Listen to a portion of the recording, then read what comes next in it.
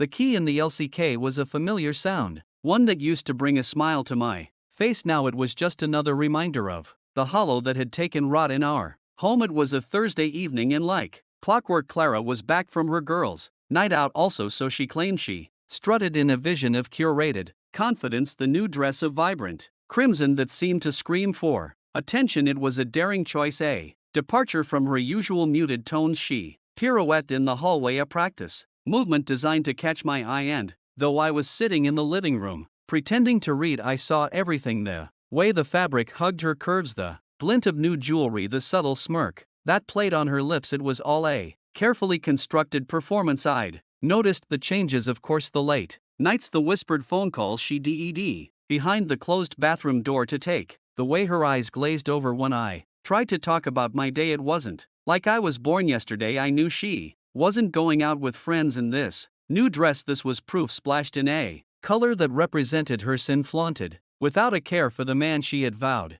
to be faithful to. I forced myself to look back at the book in my hands, pretending to be absorbed. I'd spent weeks gathering evidence, piecing together the fragments of her deception. I had her phone records, the times she left the house while saying she was going to the grocery. I had followed her to the upscale hotel where she'd met the slay guy, a real estate developer named Marcus with a hairline so far gone it made him look like a cartoon villain. I had been methodical, patient, a coiled spring waiting for the perfect moment to strike. She floated into the living room, her perfume a heady, expensive scent that wasn't mine, clinging to the air. "Hey, honey," she purred, leaning down to kiss me on the cheek. Her lips were cool and artificial, like a plastic mask she'd worn to play the role of a loving wife. "Hey," I replied, my voice carefully neutral. I made sure not to look at her. This was it, the beginning of the end. I was going to make sure she knew what she'd thrown away. I excused myself and went into the bathroom, a part of her plan, as she had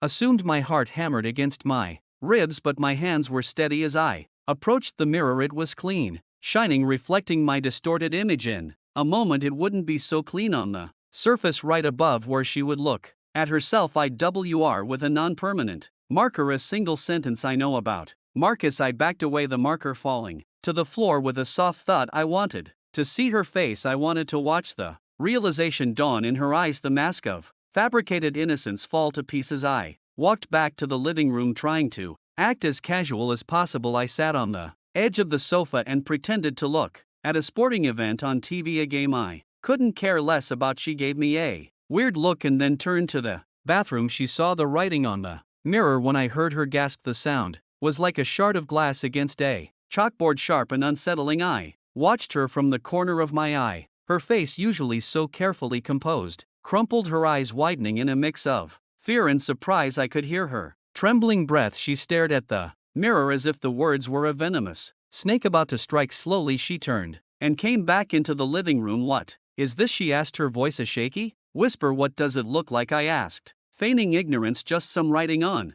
the mirror, is it not?" She tried to maintain her composure, but the cracks were already showing. "You're being ridiculous," she said. "Who is Marcus?" she insisted, trying a bold face. "Lie." I simply smiled, the expression cold and hard. "I'd say ask him, but he's currently getting a nice view of the pavement from my fist." I'd been following Marcus too. I had cornered him in the hotel lobby about 30 minutes before I had seen Clara arrive. The initial conversation was calm, but I hadn't been able to keep my anger in check. The guy was arrogant and cocky, and I'd made sure he paid for it. His suit was ruined, his face was swollen, and I was satisfied with the message I'd conveyed. It wouldn't be the last message either. Her face paled even further. "What did you do?" she whispered, her eyes wide with horror. I stood up, my shadow engulfing her. "Let's just say that Marcus won't be answering any more of your late night phone calls. He's otherwise occupied with the realization he's been messing with the wrong man." She recoiled, as if I had struck her. "You can't do this. You can't," she stammered, her voice laced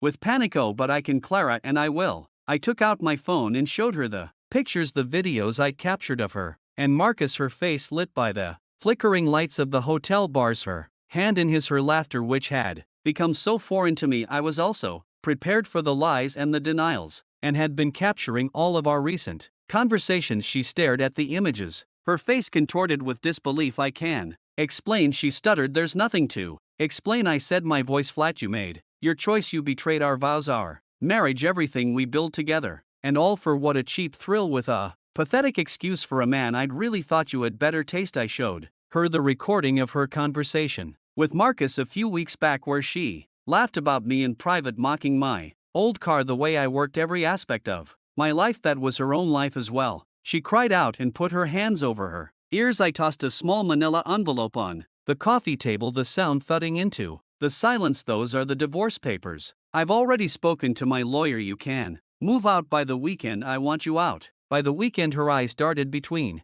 me and the envelope, her chest heaving with sobs. I watched her unmoved. I would not give her an inch of sympathy. She began to cry, a pathetic, desperate sound. Please, I'm so sorry, please forgive me, she begged. My reply was a cold silence. Forgiveness wasn't on the table, not this time. I turned on my heel and walked into the guest room and shut the door behind me. Her cries followed me, but I paid them no mind. I would give her the weekend to leave. That was more than she deserved. The next few days were a blur of packing and whispered arguments, none of which I engaged in. Farah moved like a ghost through the house, her vibrant crimson dress now a pathetic crumpled heap in the corner of our bedroom. She would cry